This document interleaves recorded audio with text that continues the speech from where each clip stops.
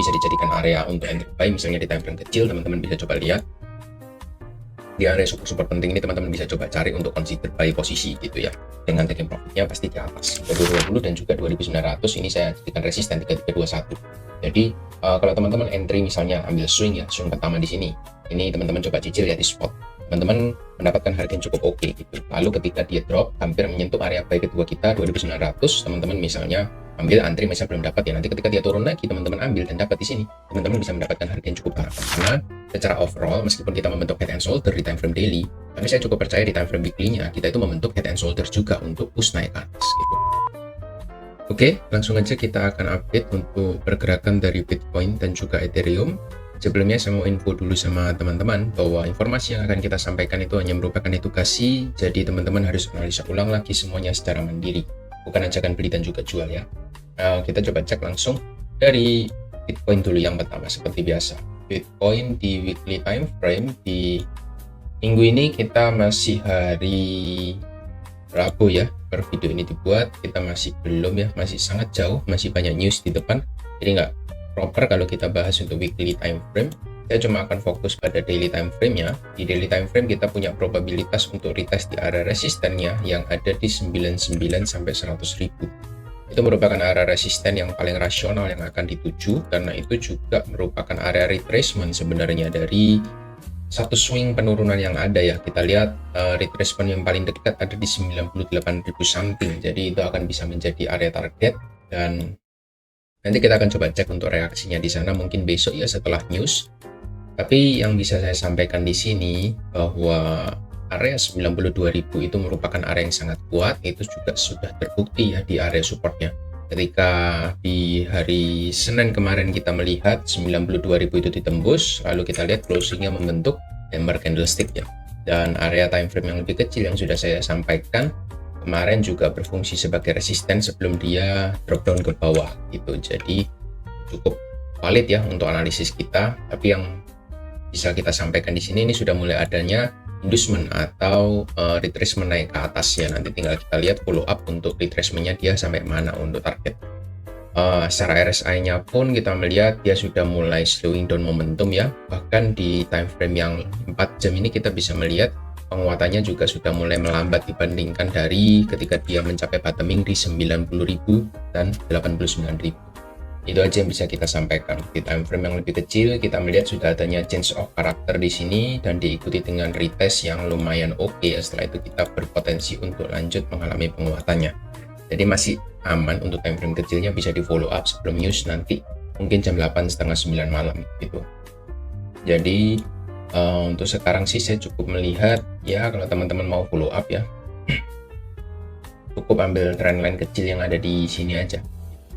Ini ada area trendline ya untuk area lower channelnya. Top channelnya sih ya kurang lebih di sini lah boleh ya. Jadi selama dia masih mempertahankan area channelnya, ada potensi kita akan retest di 98 seperti di time frame besar ya. Roadmapnya juga masih sesuai. Ini bisa dijadikan area untuk entry buy, misalnya di time frame kecil teman-teman bisa coba lihat. Di area support penting ini teman-teman bisa coba cari untuk consider buy posisi gitu ya, dengan taking profitnya pasti di atas gitu. Kurang lebih itu untuk Bitcoinnya. Overall kita masih ada potensi satu swing naik ke atas lagi ya. Apalagi di area-area ini ada gap juga ya. Gap yang terbentuk ini juga berpotensi untuk di fill out, either dia fill outnya full, setengah atau seperempat, atau hanya retest ya, atau cuma membentuk ekor aja. Yang penting dia fill dulu area gapnya, itu yang penting. Jadi ada potensi kita akan menguat dalam beberapa jam ke depan, tapi nanti semua tergantung hasil news yang terjadi di nanti malam seperti itu. Itu aja dari Bitcoinnya, nggak banyak movement yang cukup berubah ya, masih cukup sama. Untuk Ethereumnya gimana? Ethereum kita melihat sesuai ya juga dengan apa yang sudah kita sampaikan. Ada 3 area entry yang kayak kalau dua ya, 3220 dan juga 2900, ini saya jadikan resisten 3321.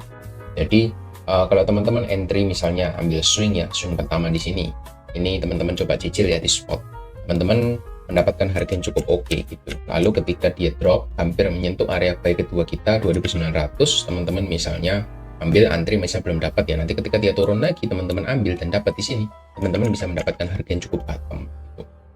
Area buy ketiga ada di 2700, Ini merupakan area yang sangat kuat yang sebenarnya saya tunggu ya untuk entry posisi. Misalnya di spot market, teman-teman bisa juga untuk ambil posisi sama seperti di dua entry yang di atas sebelumnya, seperti itu. Jadi kita nggak beli di sembarangan area ya, yang pastinya juga kita harus melihat area-area pentingnya itu ada di mana untuk Ethereum. Tapi overall untuk pergerakan Ethereum itu bagaimana? Selama dia bisa mempertahankan area support yang ada di 2900 ya, dan dia juga bermain-main sideways di sana, misalnya dia retest, dia sideways, setelah itu dia breakout, ada potensi kita nanti melakukan reversal di sana. Karena secara overall, meskipun kita membentuk head and shoulder di time frame daily, tapi saya cukup percaya di time frame weekly-nya kita itu membentuk head and shoulder juga untuk push naik ke atas gitu. Jadi sebenarnya pattern-nya pattern bullish ya, cuma head and shoulder yang ada di daily time frame ini saya jadikan acuan untuk mencari entry di posisi spot maupun di future market gitu. Jadi saya lebih menawar untuk harga yang lebih murah, misalnya di 3000, 2900. Nah itu nanti area-area krusial yang bisa teman-teman perhatikan seperti itu. Lalu di time frame lebih kecil gimana? Setelah kita melihat kemarin Ethereum ini cukup sideways ya, membentuk yang namanya triangle, setelah itu dia jebol ke bawah.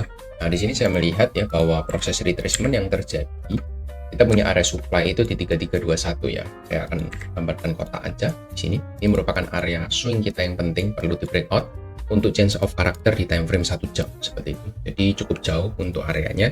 Tapi kita melihat ya ketika dia belum mencapai area sana saja sudah mencapai jenuhnya untuk beli. Orang-orang sudah mulai jenuh, diikuti dengan RSI yang sudah mulai capek untuk di area 50-60-an. Jadi ada potensi kita akan reject ya di malam ini. Saya melihat ada potensinya untuk malam mencari short posisi gitu. Jadi misalnya ketika kita mendapati valid swing yang ada di bawah ini 3200 ya, ini bisa dijadikan untuk opportunity untuk short posisi saya melihatnya, dengan area stop loss-nya misalnya di area 3315 ya, dengan taking profit-nya di bawah 1/2 itu juga cukup ya, menurut saya cukup oke ya. Kenapa saya nggak taruh di time frame yang lebih kecil ya, misalnya stop loss-nya saya taruh di 3260, jadi risk to reward-nya lebih bagus. Menurut saya cukup rawan ya, karena memang kita masih berada di area supply penting, jadi saya akan lebarkan sedikit kalau misalnya mau entry itu dari time frame yang lebih kecil. Lalu kalau kita coba cek 1 jam dan 4 jam sih nggak ada gap ya di sana. 4 jamnya sempat ada gap, sudah di fill out di sini, jadi sebenarnya sudah dimitigasi untuk gapnya ya. Jadi tinggal cari untuk time frame yang lebih kecil, semisal 15 menit untuk konfirmasinya. 15 menit saya konfirmasinya juga di 3200 kurang. Breakdown dari 3200 itu bisa jadi opportunity sell ya, dengan stop loss-nya seperti yang kita sudah infokan. Kalau teman-teman agresif entry ya bolehlah taruh di atas 3262 itu juga boleh, terserah teman-teman gitu. Yang penting stop loss-nya juga dipasang dan dijaga untuk areanya gitu ya. Jadi kalau stop loss-nya di sana, otomatis 1/2-nya kan lebih rendah ya, taking profit-nya bisa di area 3070-an. Jadi teman-teman bisa dapat risk to reward yang ideal. Ketika dia drop, teman-teman juga bisa dapat peluang untuk taking profit-nya lebih cepat dibandingkan dengan stop loss-nya yang dilebarkan di atas. Tapi apapun itu teman-teman bisa manfaatkan sebenarnya untuk analisa ulang lagi apakah cocok dengan stylenya teman-teman atau tidak, seperti itu. Saya melihat sih potensinya masih ada potensi turun ke bawah, tapi apakah tembus dari 2900 kita masih harus melihat hasil data juga sama gitu ya. Itu yang bisa kita sampaikan dari Ethereum ya. Ethereum kurang lebih seperti itu.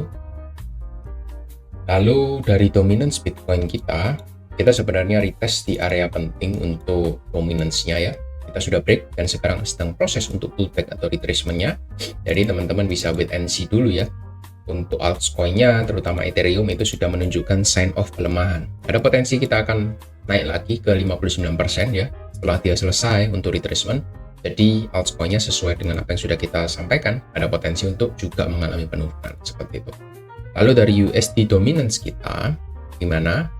USD dominance kita itu sudah sesuai ya dengan apa yang sudah kita sampaikan. 4,5% ini menjadi area target saya, dan exactly ketika masuk 4,5% dia langsung reject ke bawah gitu.